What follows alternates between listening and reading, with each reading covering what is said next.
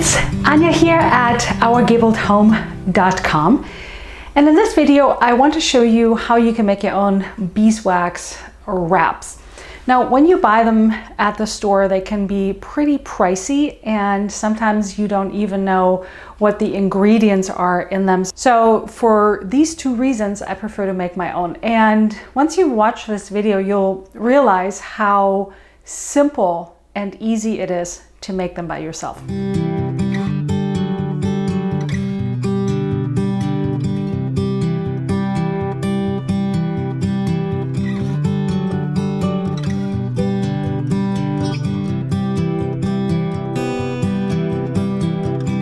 Now you do need a few supplies, and in today's video I am going to use a linen fabric. Now you may have seen my popular linen apron, and it's actually a linen blend. It's not 100% linen. You can do that too. This comes from a tablecloth that I get at IKEA. Target, for example, has a really inexpensive 100% linen tablecloth. I'll be linking those in the box below so you can find all of the supplies in this video today.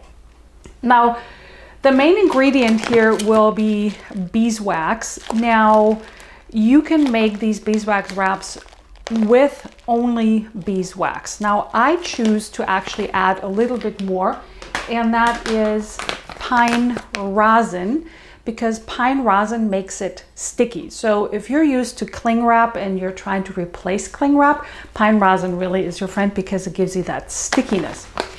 I'm also using jojoba oil because it will give the beeswax wrap a little bit more pliability and it won't be so brittle, so it makes it just a little bit softer.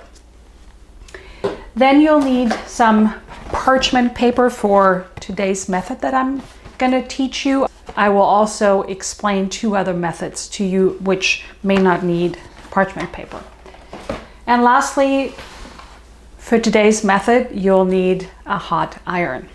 I love beeswax wraps for this one sits right on top of my sourdough. I'm actually going to bake with it later this afternoon. And as you can see, I can use the warmth of my hands to form it and stick it.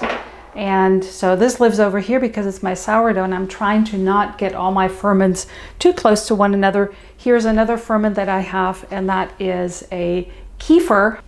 And same here, because beeswax wraps allow some airflow. I like to use that rather than having a tight lid on my kefir. Now, because I do a lot of sourdough baking, I prefer to use a enamel bowl rather than a stainless steel bowl. And I've always thought that I really need a beeswax wrap for this. And this is pretty big. As you can see, it has a pretty big diameter. And I had some beeswax wraps that I had previously made, and they were smaller sizes, such as this one. This is an older one, and this is one of my first batches of beeswax wraps that I made. And I want to say that these are probably 2 years old, maybe 3. This is a year and a half to 2 years old. And even though I use them very often, I haven't had to replace them.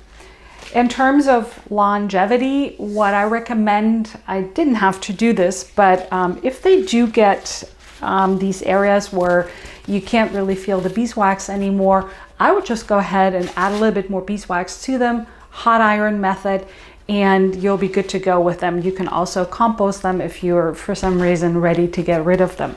I love them to wrap cheeses in. I also have one very dedicated one that I use for wrapping half an onion. So I put the cut side down and then I just firmly wrap the beeswax wrap around it, and it keeps it really nice and fresh. What I don't recommend is using beeswax wraps for raw meats such as chicken or beef. For that I prefer other containers or methods. So the three main methods, the method I'm going to show you today is involving a hot iron, and I will be doing it on my kitchen counter, but I do recommend that you do that either on a piece of fabric or an ironing board, but for today's purpose, I did that on my kitchen counter. The second method is to put the parchment paper on a baking sheet and put it in the oven and bake it at a very low temperature. You don't want to scorch it and burn up the beeswax.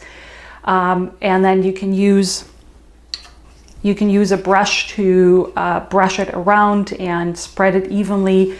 And that's a really good method, especially if you have a few more beeswax wraps to do than I'm just doing today. And the last method I want to mention, I haven't tried it myself, is to melt the beeswax or the beeswax rosin and jojoba oil mixture in a double boiler or in a heat resistant glassware that you put in boiling water. And I heard that that is really messy. I haven't tried it. I just want to mention it so that you can decide if that's something you would like to try. Here's my parchment paper.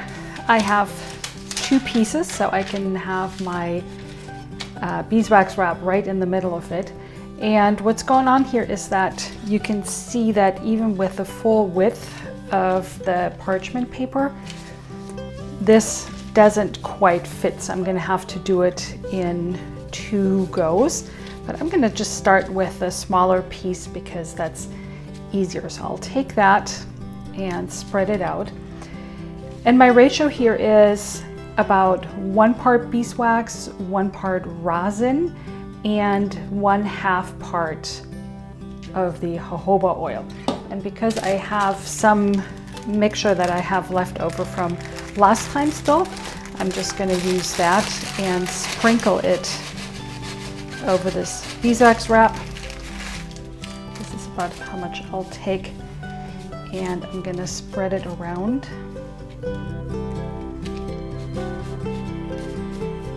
And you don't have to be super exact because you will also be pushing some of the beeswax and rosin around as you're ironing it.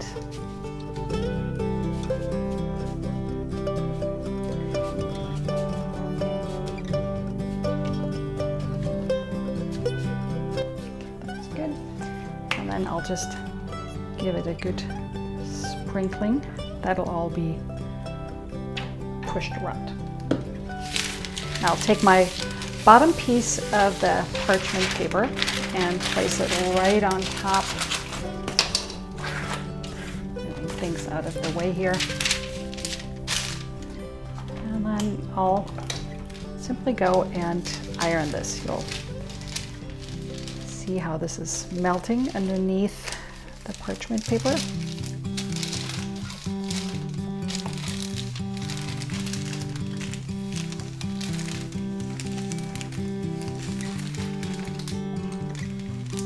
Have this almost on the hottest setting.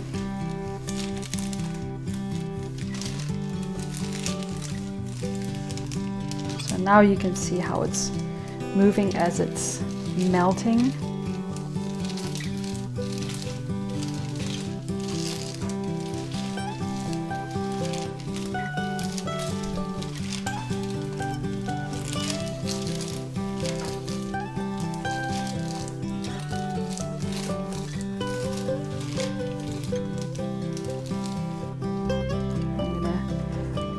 Add a little pressure with my iron to move some of the beeswax mixture to the edges of my linen piece.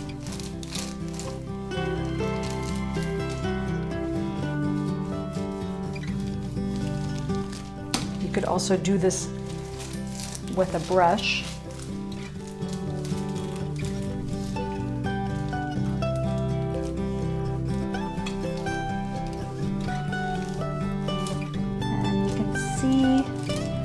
The darker pieces are where the beeswax has melted and soaked into my fabric.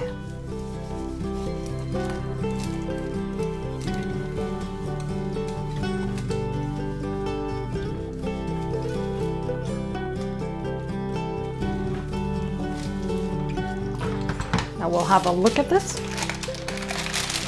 The peeling this off. And I see that I have some untreated edges right here, a little piece right here, and one right here. So I'm gonna go back. You can also just peel some of this wax and push it over to where you want it.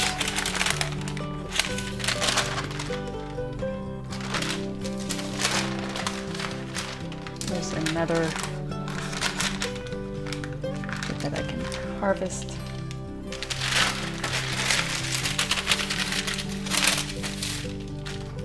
I'm just going to melt this right here.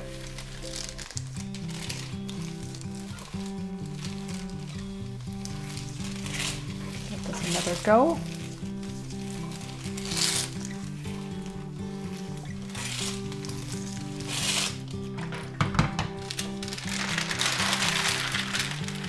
And that's beautiful. Because this is on the parchment paper, we can just peel it right off. And just for the sake of it, I'm going to place it on the other side. Parchment paper back right on top. I'm going to give it one more iron. Because I'm doing this on a quartz kitchen counter, you can also do this on an ironing board with some fabric underneath. It cools off a lot quicker.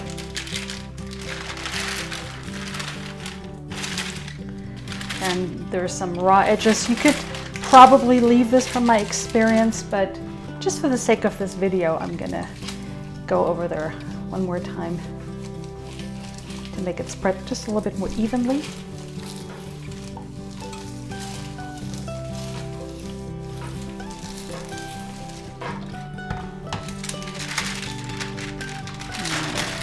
Peel this off.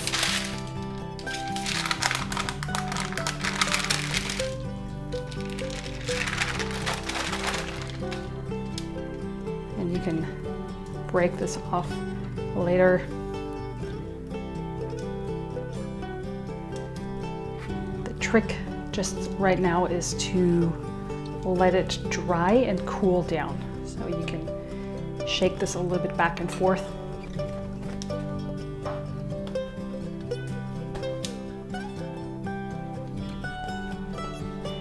And set it in a cool place, and that's all there is to it.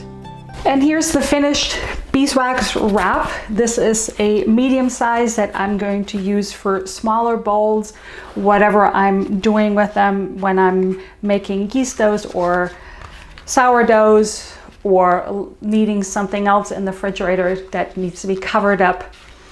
And once you have them, there's going to be so many ways that you find you can use beeswax wraps in your home. It's very sustainable. You'll be getting rid of plastic. You won't have any plastic pollution in your food because it won't touch your food.